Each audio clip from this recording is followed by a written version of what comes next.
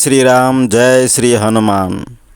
ओम नमः हनुमते रुद्रवताराय सर्वशत्रु संहाराय सर्वरोगहराय सर्ववशीकरणाय श्री रामदूताय स्वाहा।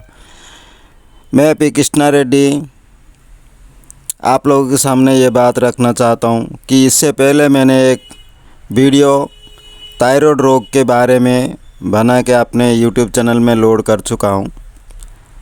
उस वीडियो का नाम था थायराइडिज्म क्या है, यानी थायराइड रोग क्या है। उस वीडियो को बहुत सारे लोगों ने देखे हैं, बहुत सारे व्यूअर्स बने और बहुत सारे कमेंट्स किए। मैंने उस वीडियो से ये बात तय किया कि मैं अगले एक वीडियो उसके थायराइड के कारण के बारे में और थायराइड के लक्षणों के बारे में और थायराइड के उपचार के बारे में बनाऊंगा। थायराइड के साइंटिफिक रीज़न मैंने लास्ट वीडियो में बता चुका हूँ कि थायराइड का साइंटिफिक रीज़न को मैं फिर से दोहरा रहा हूँ। हमारा जो थायराइड ग्लैंड है वो दो प्रकार के हार्मोन बनाता है, एक है T3 और दूसरा है T4। और हमारा जो पिट्यूटरी ग्लैंड होता है हमारा मस्तिष्क के केंद्र में, वो एक हार्मोन बनाती है जिसका नाम है TSH। ये जो T3, T4 और TSH, इन तीनों की असंतुलित होने की वजह से यानी कम और ज़्यादा होने की वजह से जो प्रॉब्लम्स हमारा थायराइड ग्रंथि में दिखाई देते हैं उसी को थायराइड रोग बोलते हैं। और ये साइंटिफिक रीज़न था। और ये साइंटिफिक रीज़न क्यों हो रहा है, इसका भी कारण हो सकता है। उन कारणों के बारे में हम लोग आज जानने की कोशिश करते हैं। इन कारणों की वजह से ही हमारा जो साइंटिफिक रीज़न T3, T4 और TSH है उनका असंतुलित हो रहा है। जो हम लोग ये एक एक करके कारणों को जानने की कोशिश करेंगे। पहला जो मुख्य कारण बोलते हैं वो वंशानुगत समस्या, यानी ये जेनेटिक हो सकता है। यानी अपनी बाप दादा किसी के पास भी ये रोग अगर रहा होगा तो उनका जेनेटिकली ये ट्रांसफ़र होके हमारा शरीर में भी आ सकता है। इसको वंशानुगत समस्या बोलते हैं। और इसके बाद बोलते हैं टाइप 1 मधुमेह रोगी जो होता है उनका शरीर में भी ये रोग होने की संभावना बढ़ जाता है। हड्डियों के रोगी जैसे कि ऑस्टियोआर्थराइटिस और सीवियर जॉइंट्स पेन जिनको बहुत दिनों से लगा रहता है उनके शरीर में भी ये थायराइड की समस्या दिखाई दे सकता है। बुद्ध या बूढ़े लोगों में ये ज़्यादातर ये समस्या दिखाई देता है, थायराइड की समस्या। थायराइड रोग एक ऑटो इम्यून रोग बोलते हैं। ऑटो इम्यून डिजीज़ यानी हमारा शरीर में जो हमारा इम्यून सिस्टम यानी रोग प्रतिरोधक शक्ति जो होता है वो बाहर की खराब शक्तियों से लड़के हमारा शरीर को रक्षा करने के लिए बनते हैं। लेकिन कभी कभी वो इम्यूनिटी जो शक्ति होता है, जो रोग प्रतिरोधक शक्ति, वो हमारा शरीर के टिश्यूओं पर कभी कभी हमला कर देते हैं जिसकी वजह से हमारा शरीर में भी वो रोग उत्पन्न करने की कारण बन जाते हैं। तो ये एक थायराइड भी एक ऐसे ही एक डिजीज़ हो सकता है, ऑटो इम्यून रोग हो सकता है। थायराइड का और एक मुख्य कारण है आयोडीन की कमी। यानी हम लोग अगर ठीक परिमाण से आयोडीन नहीं लेंगे तो भी एक डिजीज़ हो सकता है, ये रोग हो सकता है, थायराइड की समस्या उत्पन्न हो सकते हैं। इसलिए हमको आयोडीन की मात्रा में ज़्यादा ध्यान देने की आवश्यकता है। ये मुख्य कारण है आयोडीन जो हमारा थायराइड की समस्या के लिए, इसलिए इसके ऊपर ज़्यादा ध्यान देने की आवश्यकता है। इसके बाद आता है थायराइड विरुद्ध औषधियाँ ज़्यादा खाने से। यानी अगर हमको हाइपोथायराइड है तो उसका ज़्यादा औषधि हम लोग खाएंगे तो हमको हाइपरथायराइड होने की समस्या बढ़ जाता है। ज़्यादा मानसिक चाप या तनाव, यानी हमारा आजकल की जो कार्यशैली को देखते हुए हमारा हर एक आदमी का मानसिक चाप ज़्यादा रहता है, इसलिए भी ये रोग होने की संभावना बढ़ जाता है। इसके बाद आता है रेडिएशन या विकिरण रश्मियों के जो प्रभाव होते हैं, जो हम लोग अगर आजकल जो इस प्रकार से इलेक्ट्रिक वस्तुएं व्यवहार करते हैं जैसे कि मोबाइल, लैपटॉप, टीवी, इन सारे चीज़ों की वजह से भी बहुत सारे रेडिएशंस हमारा शरीर के अंदर आते हैं जो हमारा शरीर में रोग उत्पन्न करते हैं। ये थायराइड भी एक ऐसे ही एक रश्मि यानी रेडिएशन वाला डिजीज़ हो सकता है। थायराइड ग्रंथि का अस्त्रोपचार होने के बाद भी ये थायराइड का प्रॉब्लम हो सकता है। और थायराइड ग्रंथि में अगर अस्त्रोपचार हो गया यानी ऑपरेशन किया हुआ है, सर्जरी किया हुआ है, तो भी ये थायराइड की प्रॉब्लम, थायराइड का रोग हो सकता है।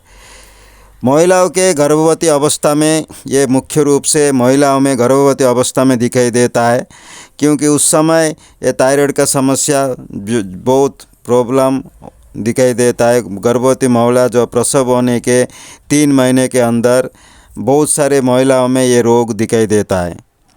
इसके बाद आता है थायराइड के कैंसर होने के कारण भी ये रोग हो सकता है।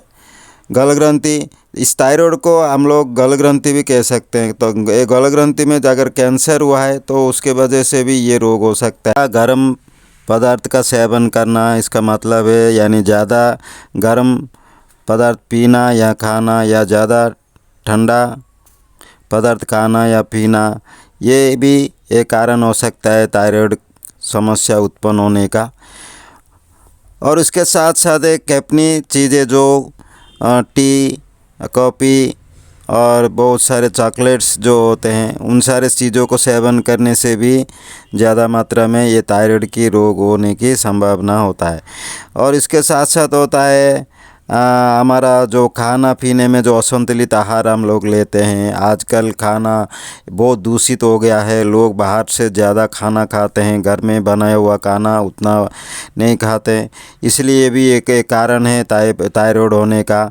और ज़्यादातर लोग हम लोग बाहर के चीज़ों के ऊपर निर्भर करते हैं, और घर के बाहर में ज़्यादा बाहर के जो इन्वायरमेंट होता है वो भी पोल्यूटेड हो चुका है, इसलिए हम लोग गलत जगहों पर घूमने फिरने करने से भी ये रोग हो सकता है।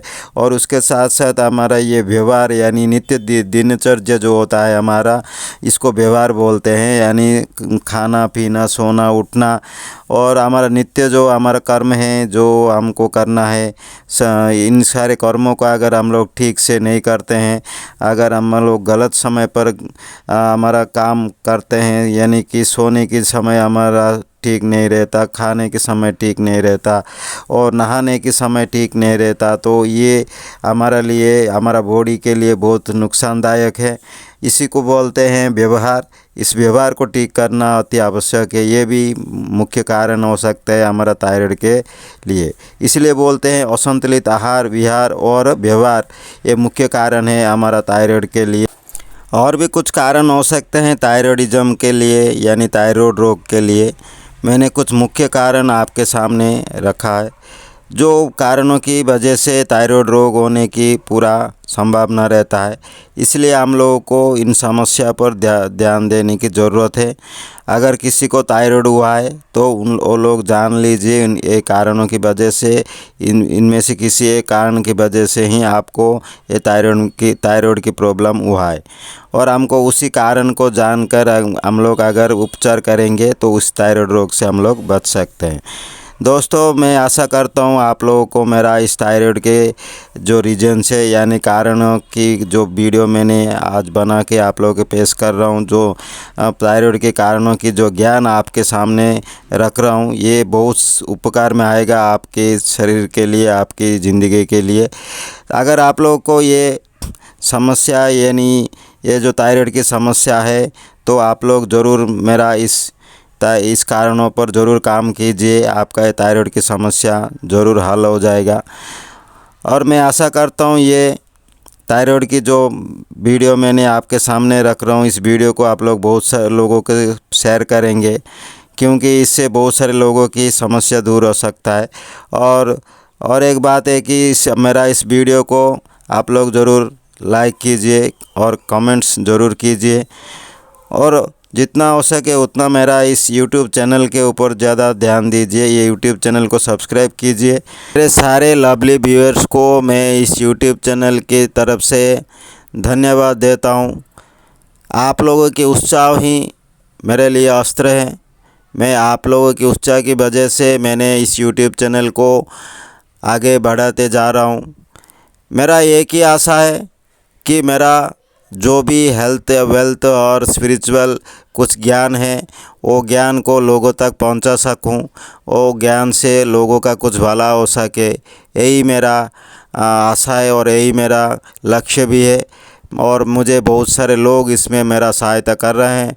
मुझे सब्सक्राइब करके मुझे आगे और इस चैनल को आगे लेने की में उम्मीदें जागृत कर रहे हैं। थैंक यू दोस्तों।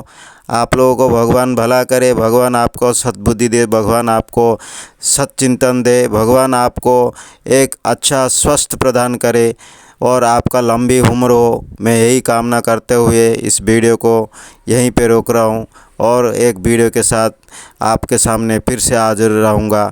तब तक के लिए जय हिंद, जय श्री राम।